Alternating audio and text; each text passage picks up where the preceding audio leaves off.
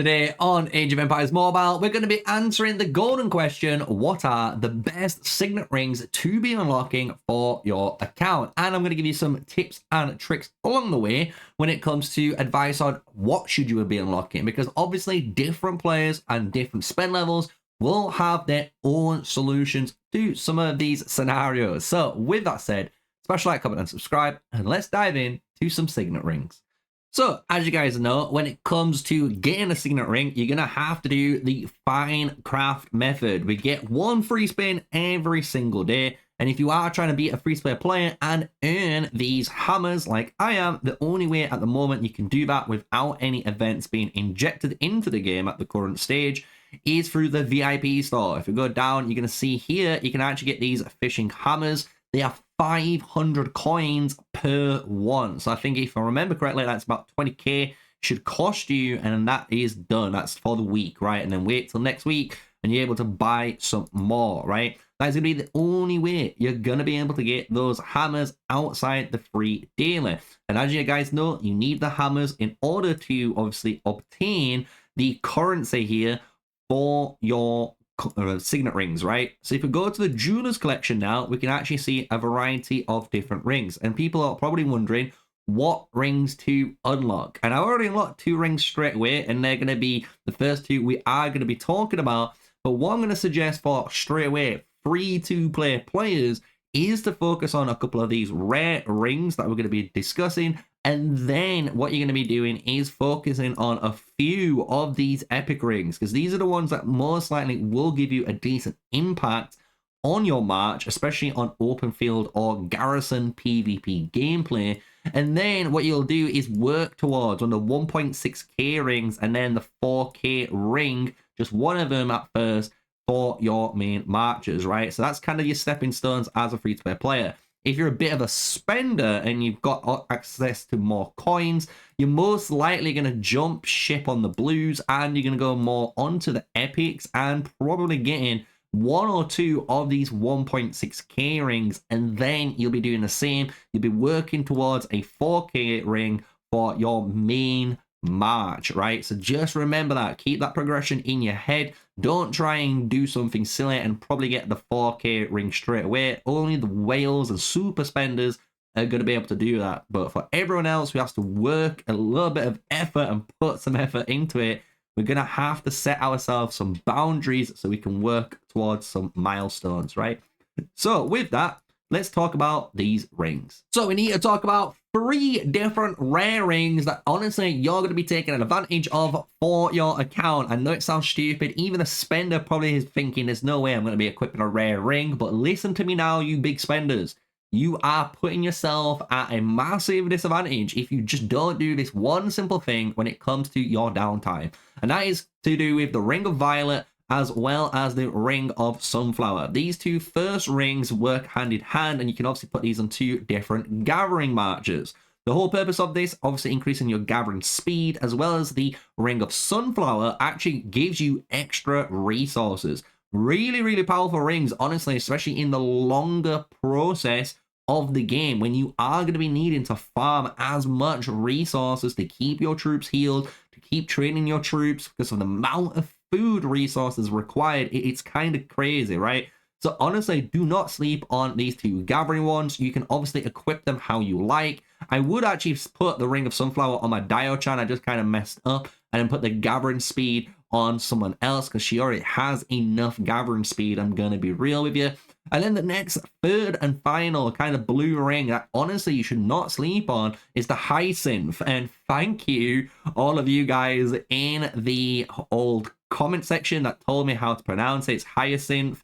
Nice, easy pronunciation. But this is increasing your hero XP by 5.75%. You can see I already started to upgrade this ring myself, and you can actually upgrade this all the way through. This ring is going to be 2 MVP. Honestly, the fact that you can just equip this to one of your brand new marches. So let's just say you unlock Lubu or Boudica or Bellevue or Solomon. Like, you can unlock anyone, right?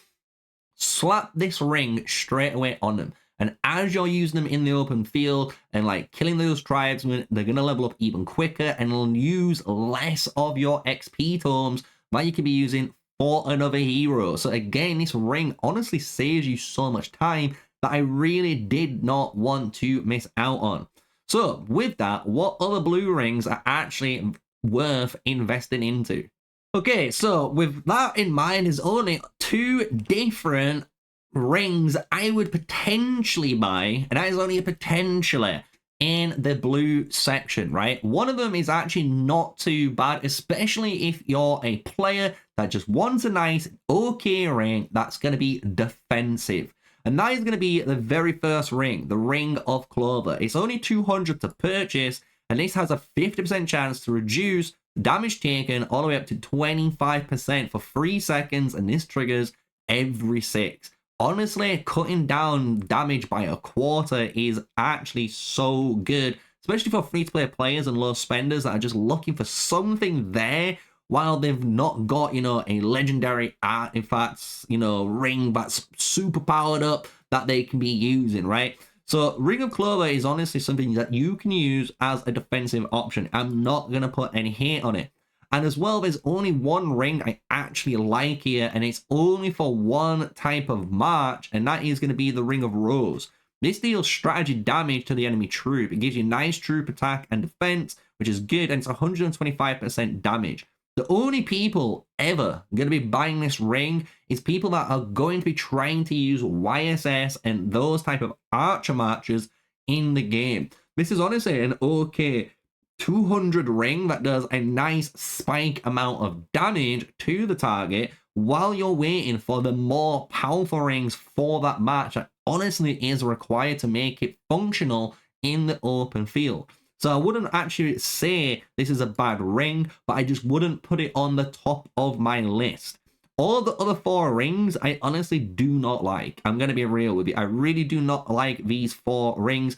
You might want to go for the Ring of Lilith, the recovery troops.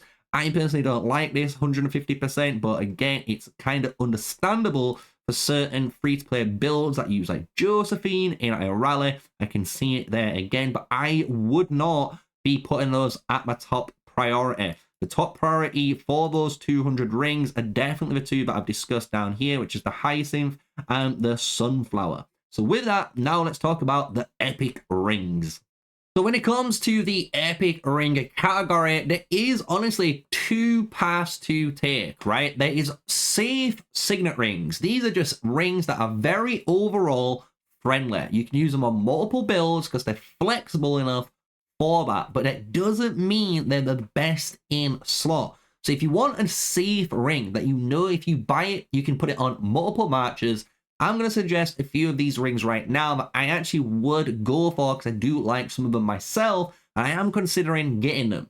So the first one we're going to talk about is going to be the Ring of Deer. This is 600 coins, and when you go to the Ring of Deer's ability, you go and see an amazing tempo swing when it comes to turn-based combat. You can reduce an enemy's hero's damage by 22%, and at the same time increase one of your hero's damage by 22%. This is creating obviously a 44% differential between your march and their march between 2 different heroes, right? So I really do like that. On top of this, when you look at the base stats, you're getting commander damage and you're getting troop damage reduction. These are flat, obviously, amounts. This has nothing to do with might. This has nothing to do with skill damage. This is just straight up damage reduction, and I love that. So I think overall, these stats plus this ability make this a no-brainer. If you want to pick the Ring of Deer up, I don't think anyone would shout at you because it is a really good ring that you can really slap on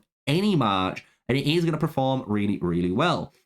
The next one is going to be your Ring of Nightwolf. This one is a little bit more aggressive. It is a attack-based one where anytime you're doing 9 normal attacks, you're increasing the damage of all your heroes' normal attacks and secondary strike skills by 5.2%, and you reduce their armor by 35. So this basically goes to 25% and then 35 when you might go up.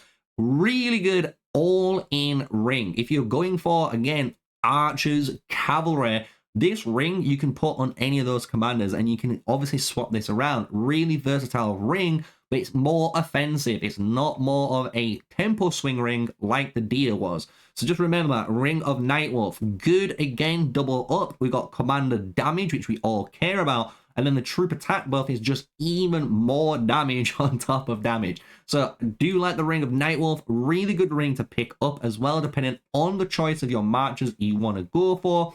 And then coming up, we've got some other rings that I do enjoy near the top. So actually the Ring of Badger is one I like if you're going down the pikeman style route. So if you're a person that is playing pikeman and you kind of just want to be tanky, the Ring of Badger is a really good ring. This is basically an upgrade from the rare ring we saw earlier.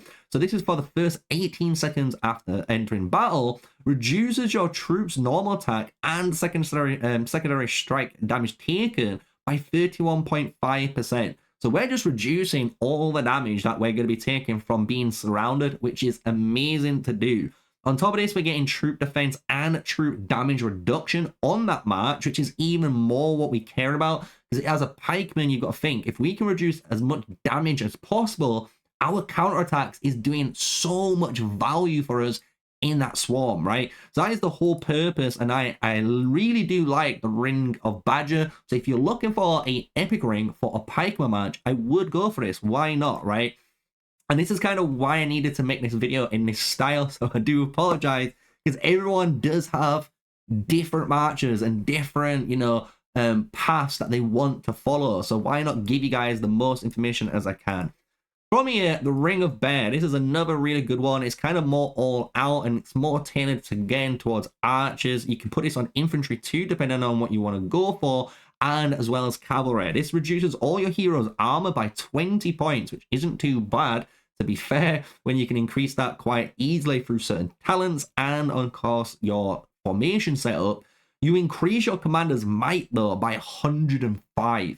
That is one of the biggest trade-offs ever that you are taking, but it's such a good trade-off on how much damage increase you're going in. This is an all-out build, as you can imagine. That's why it's called that. And then you're getting commander might damage and troop attack buff. So again, kind of insane on how much stats and all-in damage. So if you want to go for 2 damage rings, you can already see the Ring of the Bear and the Nightwolf are really good options for you, right? The thing is, when it comes to all the other rings, they are actually good rings. There's not really too much of a bad ring. The one ring I dislike is not the ball ring, but there is a ring to do with sieging. I think it's the Rhino ring.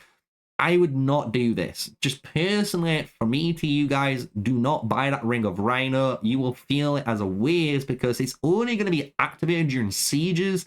And people, to be honest, are more focused about open fields, right? You care about fighting and going more in. So the Rhino ring, I would honestly stay away. But when you look at a lot of the other epic rings, you can click on them. You'll notice, again, Siege, we stay away from. That's kind of why I was hoping to find that one bang on. But when you look at Serpent, strategy isn't too bad. This is going to be good for your YSS marches and any tactician-based march. You can put the Ring of Serpent on while you're waiting for them. So this is kind of making a really good argument for you guys. Like, look, you can actually go for quite a lot of different of these epic rings. I would just look out for the guides or even check out in-game the tutorial. The tutorial really does tell you 3 epic rings you can equip and they will work. And the thing is, a lot of the content creators will agree that is a good stepping stone to start with. You can also watch my guides, you can watch other content creator guides and see what their rings they suggest on certain, marches, and you can see what kind of correlates and kind of what's, spilling over to all these different marches. And you'll notice there's a lot of epic rings you can be using. So with that, we've only got the last section to talk about, which is all the legendary rings in the game. So let's talk about them one by one and give you my explanation on them. So when it comes to the 1.6k rings, they're actually not too bad. I'm going to be real. The 1.6k rings do offer you some really good options when it comes to the stepping stone before you make that big 4,000, ring purchase, because that is the big one.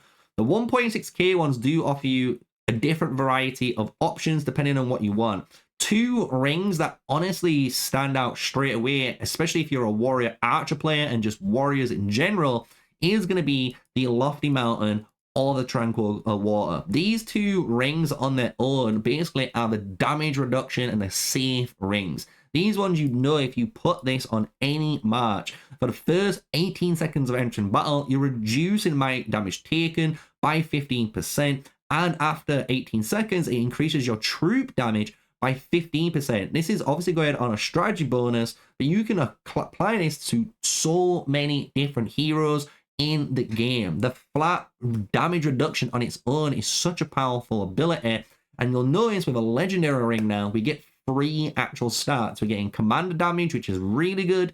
Then we're getting troop defense and troop health, which is the best 2 kind of sets to follow up, because we kind of have enough attack and enough damage with formations, and the best key or the best next thing to do is actually make your march sustain in combat. So really good ring you can go for here. It's up to you if you want to choose to go for that. It's on you. Again, look at the formations you're running and see what people are recommending.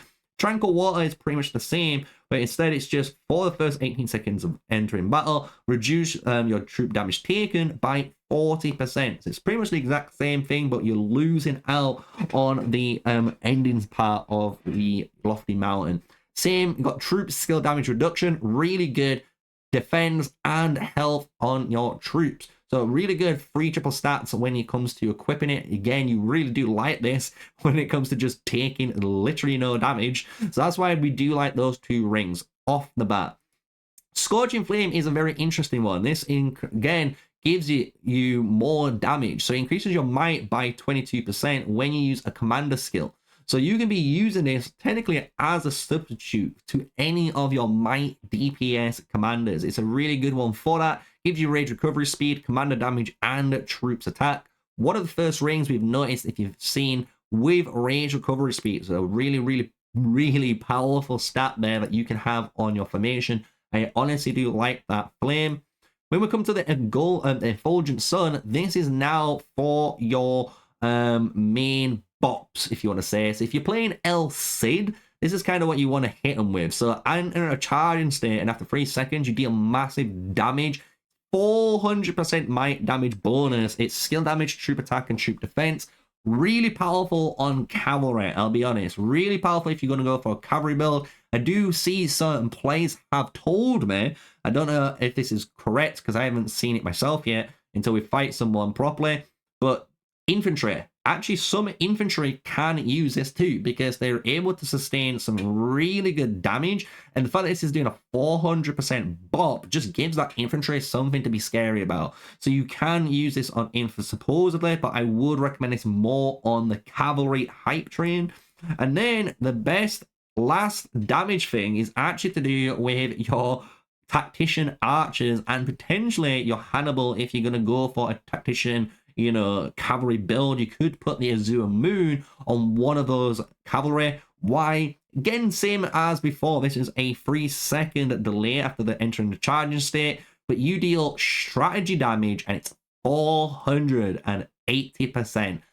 Crazy. It is crazy how much damage that puts out. And again, you can equip this to like Hannibal, you can put this onto YSS, like basically any tactician march that really wants to deal a burst amount of damage, you can equip this onto him until you get your 4K rings, right? Because the 4K rings is honestly next level. They are super powerful, and that's why they are the most expensive rings in the game. But the 1.6K rings give you that nice stepping stone to have while you could be running 2 epic rings in a 1.6K ring, just for argument's sake, right? So now let's talk about the 4K rings. And the first one, and the one that I am the most accustomed to, is going to be Radiant Guardian. This is going to be a must buy on basically Mulan players and anyone who wants to do secondary strike skill-based activations, because this is increasing your chance by 5% every 6 seconds, and when you max it out, has a 100% chance to gain the double attack state. So again, any march to do with normal attacks that really want to do some insane damage, like Mulan, Hannibal as well, I believe can potentially be using this, could be wrong on that, but this is absurd. It is the best in slot ring you can have for them, right? We come out here, we've got Lord of the Eastern Heavens, and this isn't actually a too bad ring. This is again a defensive ring. So if you kind of want to go for a 4K ring, a Jack of all trades one, this could be that ring. Lord of the Eastern Heavens reduces the damage of all your heroes' active skills by 25%, but increases the damage of their normal attacks by 100%. So basically, again, you can put this on pretty much a lot of matches and you're getting an inherent damage increase. But if you're going for more, you know, YSS, strategy damage, big bops, El Cid, big bops, this is something that you would not want to put on those type of heroes. But there is so many, after launching a normal attack builds, Lord of the Eastern Heavens is easily going to be able to put onto any of them. When we go to Skyward Knight, reduce the hero's damage dealt by 15%. This cannot be purified. And then increases your hero's command damage by 17% and increases the signature activation skill chance by 10%. Again, these are all insane. To be honest, I don't even really need to talk about too much of these rings, because the thing is with these 4K rings, guys, whatever you look at, even with this burn effect, which is really good for the strategy archer one, or if you look at Sacred Sage, all your heroes cannot use activated skills, but increases turn-based field damage. Boy, it's like, yeah. You know what I'm saying? Like, all of these rings at the 4K matches are good. And this is what I'm kind of trying to explain here now. And the thing is, depending on what match you're going for, you're going to be using one. So if we go into, hypothetically, my little area here, go to Mulan and hit on the double attack match state, you will see Radiant Guardian is there. That's the 4K ring. And then if we go over to our Josephine, which could have been Rani or Attila, you've got Tranquil Water. And then again, if you jump over to our Attila here, we've got Lofty Mountain. So you can see how all of our matches seem to have always a 4K ring. If you look again at Tactician Archers, here is Everflame Wings. Really good for Tactician Archers. And then again, Azure Moon, something really powerful if you want to try and deal some insane strategy damage, which we do. And then Lofty Mountain. This is what I'm saying. We've always got these 1.6K rings, at least 2 of them, with a 4K ring. So whatever match you're going to be running, guys, hopefully that little legendary section kind of gives you a little bit more stress-free, because I'll be honest, the choices that you have when it comes to your rings isn't as